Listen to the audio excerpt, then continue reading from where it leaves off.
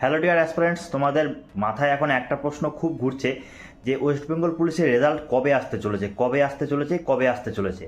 তো দেখো, এই বিষয়ে আমি তোমাদের একটা বিষয় জানাতে চাই। সেটা হলো, তোমরা ইতিমধ্যে হয়তো জানতে পেরে গেছো, বিভিন্ন পেপার কাটিংয়ে বিভিন্ন জায়গায় কিন্তু বেরিয়ে গেছে অলরেডি যে জুন জুলাই নাগাদ কিন্তু ডাব্লিউপি নতুন ভ্যাকেন্সি আসছে।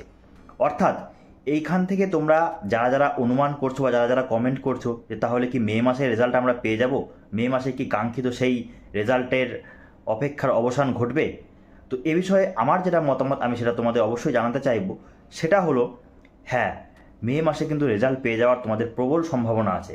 কারণ ওয়েস্ট বেঙ্গল পুলিশে আমরা বিগত বছরগুলোতেও দেখেছি, যতক্ষণ না পুরনো রিক্রুটমেন্ট কমপ্লিট হয় ততক্ষণ কিন্তু নতুন যে রিক্রুটমেন্ট সেই রিক্রুটমেন্টের কিন্তু ভ্যাকেন্সি পাবলিশ করা হয় না।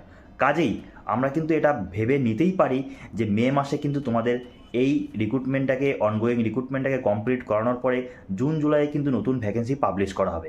এটা কিন্তু মানে কি বলবো, তোমাদের কাছে একটা চরম সত্যের মধ্যে ধরে নিতে পারো। কেননা প্রিভিয়াস যে বছরগুলো, সেই প্রিভিয়াস বছরগুলো কিন্তু এমনটাই ঘটনা ঘটেছে। কাজেই এবারও যে এরকম ঘটনার ব্যতিরেক হবে না বা এরকম ঘটনার ব্যতিক্রম হবে না তা কিন্তু বলাই যায়। সুতরাং সেটা যদি হয় সেটা সবার জন্য খুব ভালো বিষয় হবে এবং সেটা সবার জন্য কিন্তু একটা উপকারী বিষয় হবে। তো এই বিষয়ে তোমাদের কি মতামত অবশ্যই কমেন্ট বক্সে জানিও। আর চ্যানেলে নতুন হলে চ্যানেলটা অবশ্যই সাবস্ক্রাইব করে রাখো।